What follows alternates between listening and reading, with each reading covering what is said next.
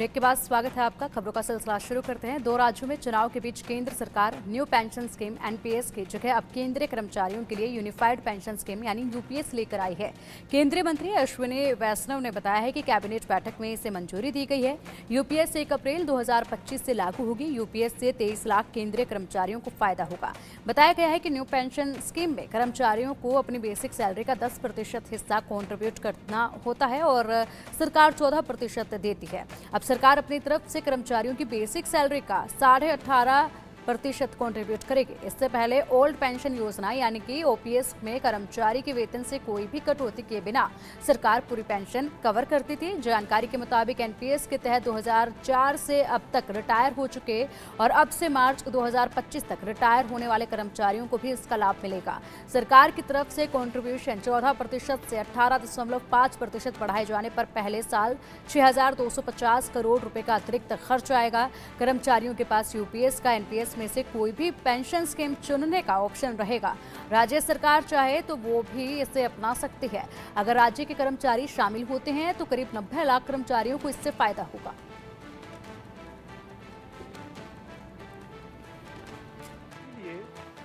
इस कंसल्टेशन के बाद में और साथ ही साथ जो जॉइंट कंसल्टेटिव मैकेनिज्म है सेंट्रल गवर्नमेंट के एम्प्लॉयज का जेसीएम, उसके साथ मल्टीपल मीटिंग्स, फिर दुनिया के कई देशों में किस तरह की स्कीम्स हैं, किस तरह के सिस्टम्स हैं, वो भी देखा। फिर भारत की जो अर्थव्यवस्था है और केंद्र सरकार का बजट है उसको समझने के लिए रिजर्व बैंक ऑफ इंडिया के साथ, वर्ल्ड बैंक के साथ, सबके साथ कंसल्टेशंस हुए और इस कंसल्टेशन के बाद में एक यूनिफाइड पेंशन स्कीम का रिकमेंडेशन इस कमेटी ने किया और आज प्रधानमंत्री श्री नरेंद्र मोदी जी की अध्यक्षता में यूनियन कैबिनेट ने यूनिफाइड पेंशन स्कीम को अप्रूव किया है, इसको अनुमोदित किया है और ये स्कीम अभी आने वाले समय में लागू होगी। चलिए अधिक अपडेट के लिए हमारे सहयोगी आरजू हमारे साथ है। आरजू, देखिए यूनिफाइड पेंशन को लेकर बड़ा फैसला ये हुआ है। हालांकि जाहिर सी बात है जिस तरीके से 14% से अब 18.5% का सरकार की तरफ से जो कंट्रीब्यूशन होगा उससे काफ़ी राहत जो है सरकारी कर्मचारियों को मिल पाएगी। लेकिन बड़ा सवाल यहाँ पर ये उठता है कि एनपीएस और यूपीएस को लेकर जो है चुनाव में एक ऑप्शन दिया गया है। क्या आप इन दोनों में से कोई भी ऑप्शन चुन सकते हैं? क्या लगता है आपको कि किस ऑप्शन की तरफ कर्मचारी ज्यादा जाएंगे और इसका कारण क्या हो सकता है? बिल्कुल, देखिए मोदी सरकार ने यूनिफाइड पेंशन स्कीम जो है उसको मंजूरी दे दी है। वहीं इसमें सरकारी कर्मचारियों को रिटायरमेंट के बाद एक निश्चित पेंशन जो है वो मिलेगी। ये स्कीम जो है 1 अप्रैल 2025 से लागू होगी और काफी समय से अगर बात करें तो पेंशन स्कीम को लेकर विपक्ष केंद्र पर हमलावर जो है वो नजर आ रहे थे। लगातार इस पे लेकर पॉलिटिक्स जो है वो देखने को मिल रही थी। लेकिन जो कल एक बड़ा फैसला जो है वो सरकार की तरफ से लिया गया है जिसमें पेंशन जो है वो रिटायरमेंट के बाद जो सरकारी कर्मचारी हैं उनको मिलेगी। वहीं अगर बात करें तो इसमें 5 पॉइंट्स जो हैं वो सरकार की तरफ से दिए गए हैं। अगर बात करें तो इसमें एक फिक्स्ड पेंशन जो है कर्मचारियों को वो मिलेगी जो कि जो 12 महीने की औसत मूल वेतन का 50% होगी। वहीं अगर बात करें तो निश्चित न्यूनतम पेंशन जो है वो भी मिलेगी। अगर कोई कर्मचारी कम से कम 10 साल नौकरी करके उसके बाद अगर वो रिटायरमेंट लेता है तो उसको भी 10,000 रुपए की जो पेंशन है वो मिलेगी। वहीं निश्चित पारिवारिक पेंशन का भी इसमें प्रावधान दिया गया है। इस स्कीम के तहत पारिवारिक पेंशन भी मिलेगी। ये पेंशन कर्मचारी की मौत के बाद उसके परिवार को मिलेगी। वहीं अगर बात करें तो इसमें इन्फ्लेशन इंडेक्शन बेनिफिट जो है वो भी रखा गया है। ग्रेचुटी जो है वो भी रखी गई है। तो तमाम ऐसे बेनिफिट्स हैं जो इस न्यू पेंशन स्कीम के अंदर, यूनिफाइड पेंशन स्कीम के अंदर रखे गए हैं। और साफ तौर पर जब इसकी पेंशन की स्कीम की बात हुई उसके बाद प्रधानमंत्री की तरफ से भी कहा गया कि जिस तरीके से सरकारी जो वर्कर्स हैं उनका कंट्रीब्यूशन रहता है उनके लिए ये बहुत लाभकारी जो है स्कीम रहने वाली है। फिलहाल चुनाव जो है वो भी होने वाले हैं। अगर बात करें तो हरियाणा में चुनाव है, बात करें तो जम्मू एंड कश्मीर में भी चुनाव है और उससे पहले इस स्कीम का आना एक बहुत बड़ा पॉलिटिकल स्टंट जो है वो सरकार की तरफ से खेला गया है। जी ठीक है आरजू, इसी के साथ ये भी जानना चाहेंगे कि देखिए आप ज़मीन पर रहती हैं और लोगों से सीधा आपका संवाद होता है। ऐसे में जिस तरीके से कल ये बड़ा फैसला लिया गया है, सरकारी कर्मचारियों से भी जाहिर सी बात है आपकी बात हुई होगी, क्या कुछ सरकारी कर्मचारियों का कहना है इस फैसले पर? 14 से 18.5% जो बढ़ोतरी हुई है, क्या इससे वो संतुष्ट हैं या फिर इससे ज़्यादा बढ़ोतरी की उम्मीद उनको थी? बिल्कुल देखिए, अगर बात करें तो 23 लाख गवर्नमेंट एम्प्लॉय जो हैं वो इससे बेनिफिट उनको पहुंचेगा इसका। तो साफ तौर पर कहीं ना कहीं सरकार ने लगातार, हम देख रहे हैं पिछले कुछ दिनों से लगातार इस पे बातचीत हो रही थी। और अगर बात करें तो जो टीम बनाई गई थी उनसे भी एडवाइस ली गई थी। बात करें अगर तो वर्ल्ड बैंक से भी इसको लेकर, आरबीआई से भी इसको लेकर बातचीत जो है वो की गई है। तो साफ तौर पर एक प्लान तैयार किया गया जिसको लेकर अब 5 पॉइंट जिसमें ग्रेच्युटी भी दी जाएगी, फैमिली पेंशन जो है वो भी दी जा रही है कि जो अगर कोई गवर्नमेंट एम्प्लॉय है, उसने नौकरी की है, उसके बाद अगर उसकी मृत्यु हो जाती है तो उसकी फैमिली को भी इसका फायदा जो है वो पहुंचेगा, फैमिली को भी पेंशन मिलेगी। तो साफ तौर पर हमने जब बात करी तो साफ तौर पर लोग जो है कहीं ना कहीं इस स्कीम से खुश नजर आ रहे हैं। फिलहाल देखना होगा कि क्योंकि एक्सपेक्टेशन जो है वो कहीं ना कहीं बढ़ जाती है, तो एक्सपेक्टेशन जो है लोगों की वो बढ़ चुकी है। लेकिन जिस तरीके से ये स्कीम, यूनिफाइड पेंशन स्कीम आई है, उससे लोग कहीं ना कहीं खुश नजर आ रहे हैं। जी ठीक है आरजू, इसी के साथ अगर प्रोसेस पूरा जान लिया जाए तो यहाँ पर ऑप्शन भी दिया गया है। इस ऑप्शन को चुनने के लिए कोई समय विधि भी दी गई है क्या कर्मचारियों को कि इस समय तक आप अपना ऑप्शन जो है वो भरकर जमा करवाएं, उसी के बाद उस ऑप्शन के अनुसार जो है आगे कार्रवाई की जाएगी?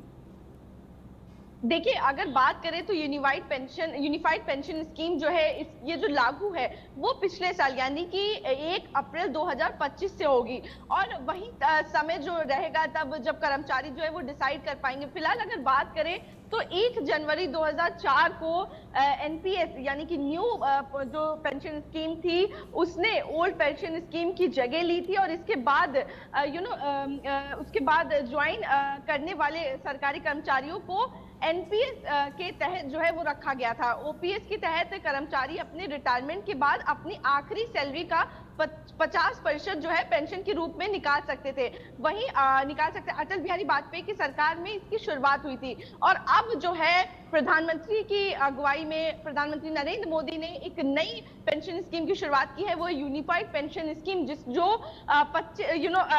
2025 में 1 अप्रैल से लागू होगी। तो देखना होगा कि आखिर इसका असर किस तरीके से पड़ता है, क्या लोगों को ये पसंद आती है या फिर इसका बेनिफिट कितना जो है कितनी हद तक सरकारी कर्मचारियों को पहुंचता है। फिलहाल अगर बात करें तो पिछले साल तक का इंतजार जो है वो करना होगा इस स्कीम को लेकर। जी ठीक है आरजू, शुक्रिया आपका इन तमाम जानकारियों के लिए।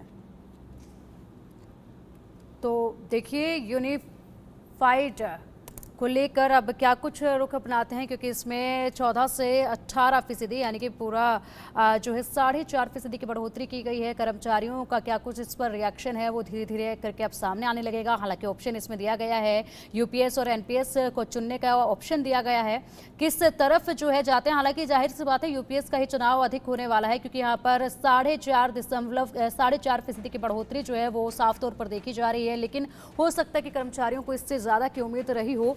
फिलहाल ये एक बेहतरीन कदम है, चुनाव से पहले ये कदम उठाया गया है। तो जाहिर सी बात है यहाँ पर कई तरह से सरकारी कर्मचारियों को साधने की कोशिश की गई है। ओल्ड पेंशन योजना को लेकर अब जो नई पेंशन योजना आई है उससे क्या कुछ रिएक्शन रहेगा लोगों में, ये देखना होगा। पीएम मोदी की अगुवाई वाली कैबिनेट ने सरकारी कर्मचारियों के लिए यूनिफाइड पेंशन स्कीम को मंजूरी दे दी है। रेल मंत्री अश्विनी वैष्णव ने इस फैसले के बारे में जानकारी दी है।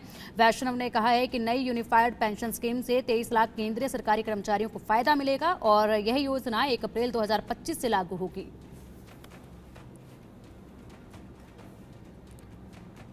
बढ़ते आगे, केंद्रीय मंत्री अश्विनी वैष्णव ने कहा है कि यूनिफाइड पेंशन स्कीम से 23 लाख केंद्रीय कर्मचारियों को लाभ होगा। कर्मचारियों के पास एनपीएस और यूपीएस के बीच चयन करने का विकल्प होगा।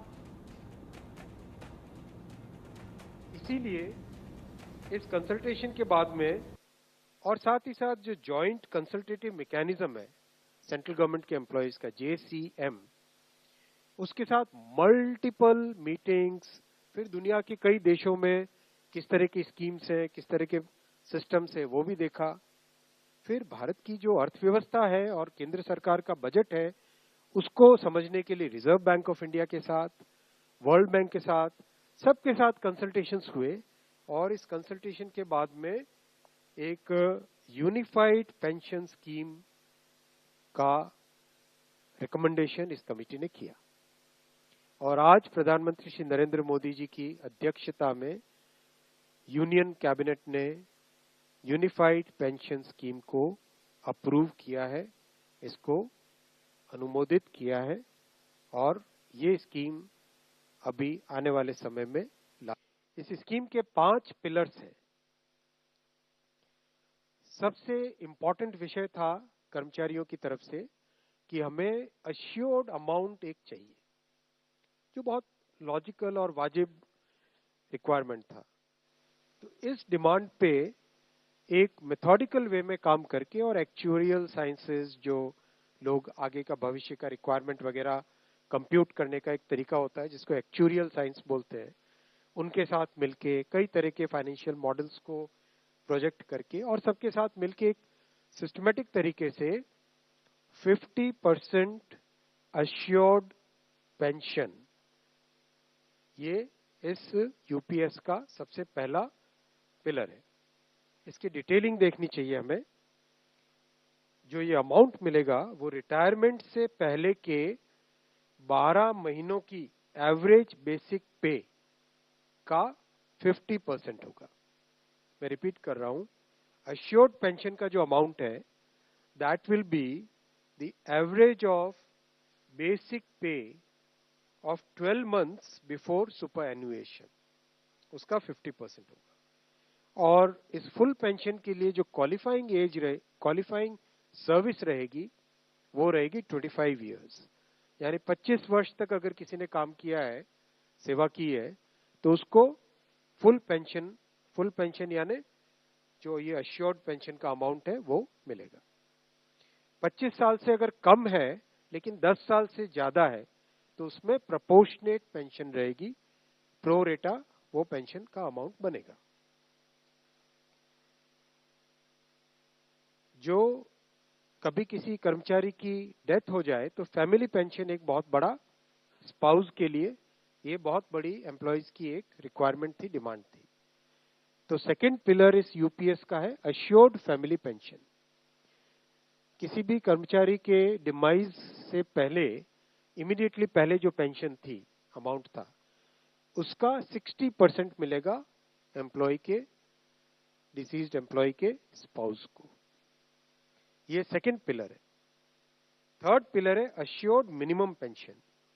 कई बार देखा कि सर्विस कम होती है और कंट्रीब्यूशन जितना हुआ है उससे एक सफिशिएंट अमाउंट नहीं मिल पाता था, और ये अपने आप में एक बड़ा विषय था केंद्र सरकार के कर्मचारियों का और एनपीएस में जुड़े सभी कर्मचारियों का।